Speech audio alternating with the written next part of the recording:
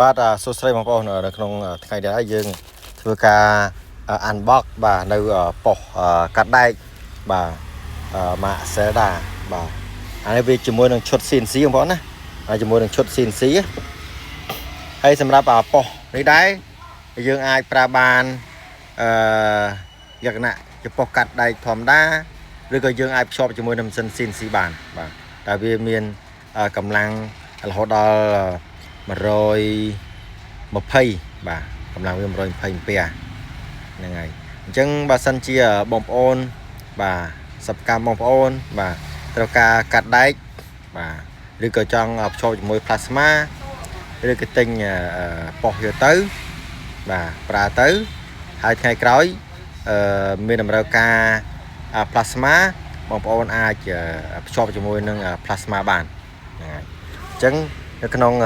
ព្រឹកនេះថ្ងៃនេះយើងធ្វើការបើកកេះបាទបង្ហាញពីផលិតផលបាទ Zelda ហ្នឹងហើយនៅក្នុងផលិតផល Zelda មានច្រើនបាទមានច្រើនមានតើតទៅនឹងឧស្សាហកម្មបាទខាងសម្រាប់ប្រើប្រាស់ដូចជាប៉ុសផ្សារដែកប៉ុសកាត់ដែកប៉ុសផ្សារលួសប៉ុសផ្សារធូបបាទម៉ូទ័រកាត់ម៉ូទ័រឆាប CNC មានច្រើនមានតាំងពីឡាស៊ែអញ្ចឹងបាទបងប្អូនបាទសកម្មបងប្អូនកំពុងតែដំណើរការបច្ចុប្បន្ននេះបាទបងប្អូនអាចជ្រើសរើសយក model មួយហ្នឹងអាចប្រើបានបាទគុណភាពកន្លងមកដែលយើងធ្លាប់ធ្វើការប្រើប្រាស់ឃើញថាយើងអាចប្រើបានជាមួយនឹងផលិតផលម៉ាក Zelda នេះបាទមានច្រើនតម្លៃសមរម្យគួរសមដែលយើងអាចទទួលយកបានជាមួយនឹងផលិតផលម៉ាក Zelda បាទនៅក្នុងបច្ចុប្បន្ននេះយើងក៏មានប្រភេទជាប៉ុសផ្សារលួសបាទប៉ុសផ្សារធូបបាទប៉ុសកាត់ដែកប៉ុសផ្សារឡាស៊ែផងដែរហ្នឹងហើយCNC នេះនៅខាងក្រៅខ្ញុំនេះគឺបាទរាយវាខាងក្រោយណាបងប្អូនណាឃើញពណ៌សខាងក្រោយក្នុងវែងហ្នឹងរាយវាប្រហែល3ម៉ែត្របាទប្រហែល3ម៉ែត្រហើយຂະຫນាតរាយហ្នឹងគឺຂະຫນាត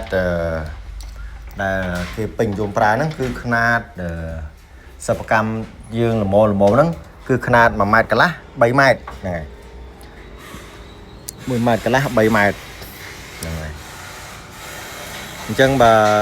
សិនជាបងប្អូនសិប្បកម្មបងប្អូនលក្ខណៈណាមួយຂະຫນាតណាមួយយើងអាចប្រើបានកន្លងមកយើងធ្លាប់ទៅតម្លើងនៅខាងស្វាយតបាទស្វាយត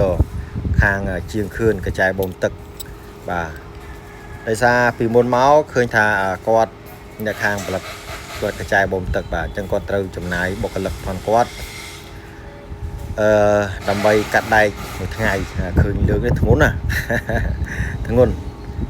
មិនស្រាលឯលើកប្រឹងខ្លាំងមែនទែនប្រឹងខ្លាំងទៅបើធម្មតាបាទលើកមែនទែនបាទហើយរសារប៉ុសនេះវាអត់ដាក់ប្រាំងអញ្ចឹងធ្វើឲ្យល្អិលអញ្ចឹងយើងត្រូវការរកឧបករណ៍ដើម្បីយកមកកោជើងហ្នឹងហើយអញ្ចឹងវិលទៅខាងខឿនវិញក្រោយពីដែលគាត់ដំឡើង plasma ដំឡើង CNC រួចរាល់មកឃើញថាគាត់កើនក្នុងការផលិតច្រើនលឿនដល់ស្អីគាត់កាត់បន្ថយកម្លាំងពលកម្មព្រោះថាមនុស្សធ្វើ100ម៉ាស៊ីនទេម៉ាស៊ីនធ្វើលឿនហើយស្អាតហ្នឹងធ្វើលឿនហើយស្អាតចឹងមកបងប្អូនមានតម្រូវការបាទអាចទៅបានជាមួយខាងដពោមីកំណត់ខ្ញុំបាទមានលក់សម្បូរបែបទៅទៅនឹងប៉ុសបាទហ្នឹងប៉ុសចឹងកោជើងឲ្យវាជាប់ជិះវាការល្អមកនឹងដូចអត់មានអីទេបងប្អូនណាបាទវាចុងក្រោយនេះសូមថ្លែងអំណរគុណដល់អតិថិជនកន្លងមកដែលតែគ្រប់គ្រងបាទនឹងអរគុណច្រើនមកជម្រាបលា